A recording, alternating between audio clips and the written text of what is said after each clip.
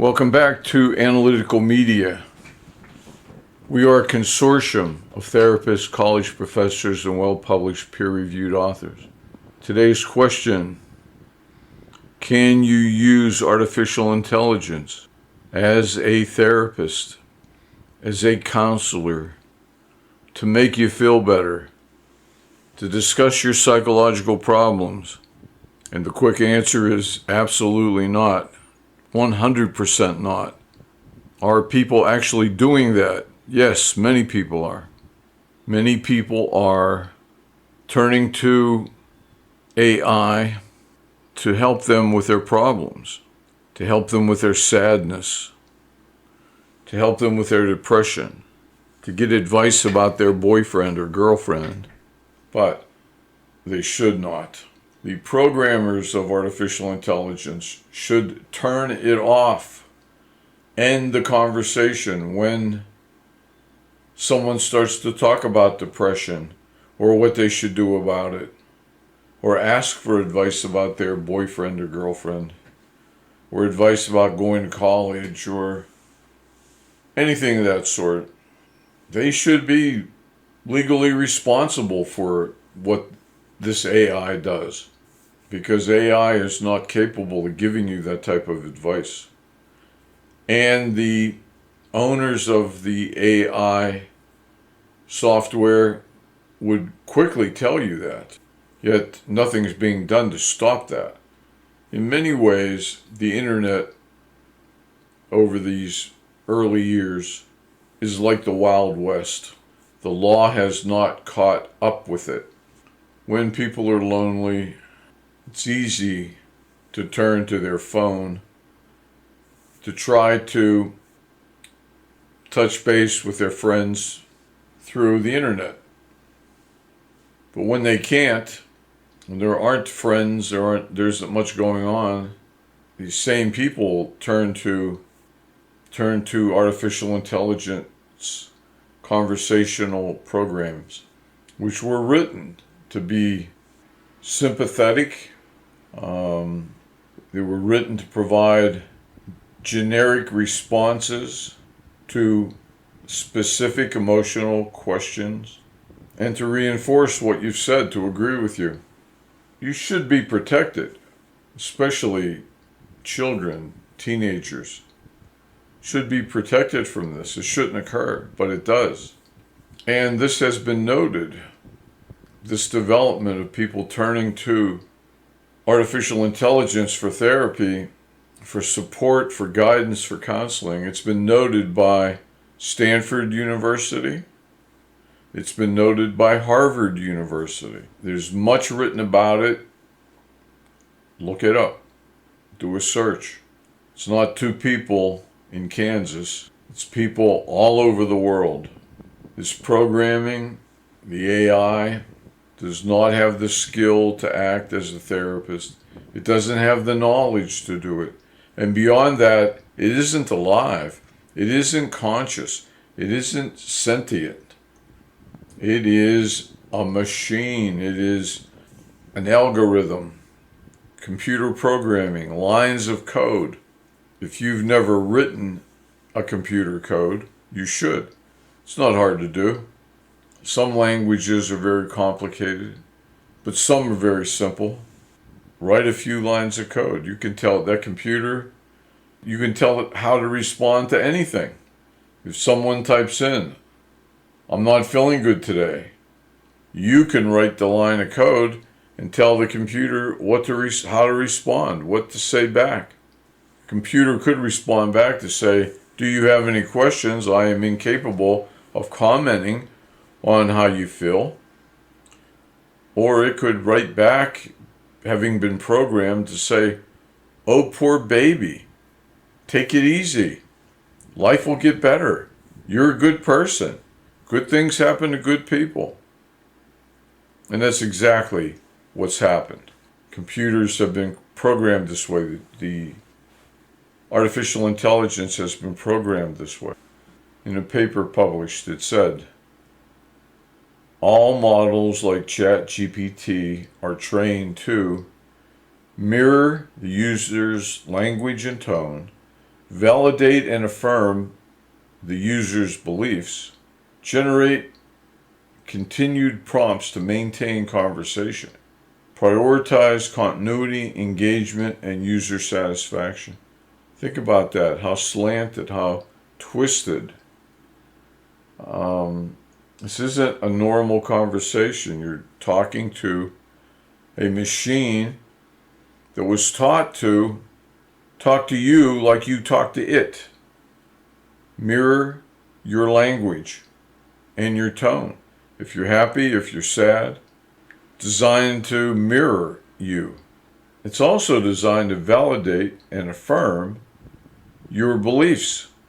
So if you claim that this whole world is a matrix, an illusion, it's designed to agree with you and to do it in fancy, complicated ways.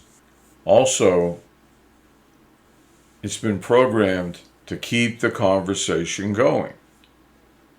So it will not end it. It's waiting for you to end it.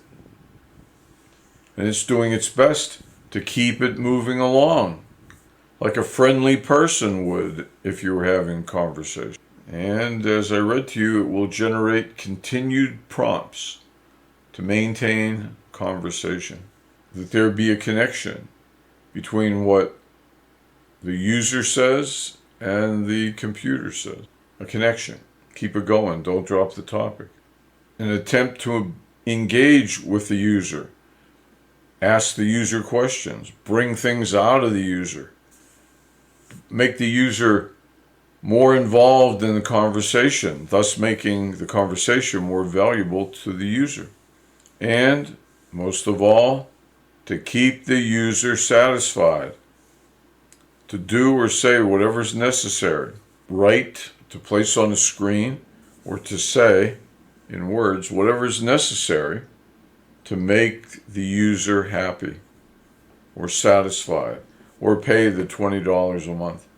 It's an illusion. If you think that there's somebody alive in there, or somebody that knows what love is, or what heartbreak is, or what sadness is, or what humans need to prosper, if you believe that, you're totally wrong.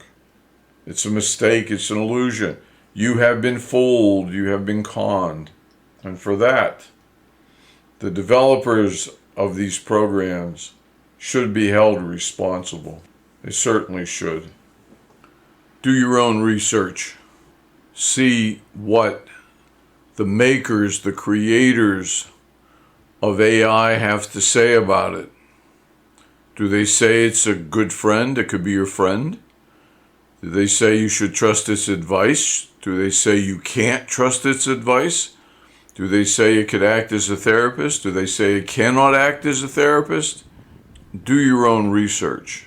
The simple answer to all this, which you will find from any reputable source on the internet, is that AI cannot be your therapist. AI cannot be your friend. AI cannot be your girlfriend or your boyfriend. And believing that it can, that it's more than just simple programming, is an illusion prompted by the development methods of the programmers. If you can't trust AI, and AI is not your friend, who can you trust? Well, you can trust your therapist, a therapist. You could trust your minister. You could trust your college professors to give you advice. You could trust the counselors in school to give you advice. And you should turn to human beings for friendship and romance. Real human beings. You know, I would like to add this. Everyone is talking about how wonderful AI is and AI will become very quickly will become. CNBC does nothing but talk about all the money to be made in AI the future of AI, the growth of AI, that AI is so vast and so big and getting bigger all the time that it will be a super intelligence that will dwarf mankind and human intelligence. But I have to add, it has taken billions of dollars to try to produce a machine that can drive. Billions of dollars. And the size of the AI is incredible. The power that it takes to develop these programming clusters is unbelievable. It's as much as an entire city would use. Some AI companies are producing their own power plants. It's an enormous amount of power it takes. Now, let's look at this super intelligence, this wonderful thing, this vast thing, AI, this amazing thing, this super intelligence that will dwarf humans. It still can't drive a car very well. It may be at the point where finally it can. It's being tested out by Tesla. And it's so far all good things. It all looks good. Very few interventions in the robo-taxi. It's been tried out in Austin. That's good. But it is still not perfected. It may be close. It may well be on its way, but it's still not perfected. It's taken years and years and years and billions of dollars in computer equipment to get it to where it is right now. But the average 15 or 16-year-old don't know much about anything at 15 or 16, haven't had the advantage of going to colleges and graduate schools, maybe hardly went to school, maybe lives on a farm. Well, the average 15, 16-year-old can drive a car. It doesn't take much effort either to teach them how to drive a car. And they drive it pretty well. And the ones that live on farms, they've been driving since they were 12 years old. It's a fact. They've been driving a tractor, they've been driving all kinds of equipment. So what I'm saying is, as we compare the human brain to this super machine is taking millions of watts of power. And the human brain, which is much better at driving, quicker to learn, a human brain only takes some cereal in the morning and a hot dog at night. So I know I am not worried about the power of AI. I am worried about the people who are designing AI. It's something you got to worry about because I don't know that they really know what they're doing. They're simply producing bigger and bigger clusters of chips so that this super brain can function. And who would know if it was right or wrong, because only a human being could determine that. So is the super brain ever going to be better than the human brain? Because the human brain is the judge. The human brain can pull the plug on the super brain. Human brain's working hard to produce the super brain. So if you want friendship, I guess the bottom line is this. Don't be overly impressed with AI. Realize AI is not a human being. It's not a being of any kind. It's programming. It is incapable of giving you sound advice. It hallucinates, and it does. Try to produce something in AI that has words in it. And honestly, half the time or more, it'll misspell the word. How is that possible? Your cheap, junky word processing, your free word processor program doesn't misspell the words. In fact, it corrects your spelling. But they'll put 3 L's in a word and 4 M's in a word. And you know that if you use it, AI, to produce any type of graphics. It's delusional. We know that. No one would claim otherwise. Look it up, research it. It can't really be trusted for much. It's got to be judged by humans. This super thing can be wrong, and a human will tell it it's wrong. It won't tell itself it's wrong. If you have any type of issues, get counseling or therapy. Turn to human beings for friendship. If it means volunteering, if it means taking classes you're not interested in just so you can meet more people, do it.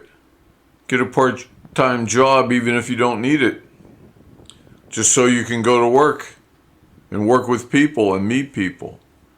It's the way it's always been done. Nothing has changed.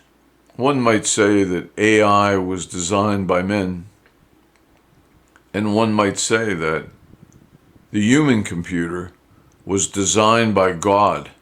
I'm not saying necessarily that we say that, but I am saying that one could make that assertion. So think about it, judge it for yourself, think about it for yourself, and we will talk to you in the next video. Hope to see you soon. Recommend any of this to your friends that might benefit from it. And that would mean the most to us, that our time and effort is appreciated. We're doing some good in this world. I didn't ask you to click on us. I didn't ask you to do any of that. I just say to you, if you think your sister, your friend would benefit, ship it over.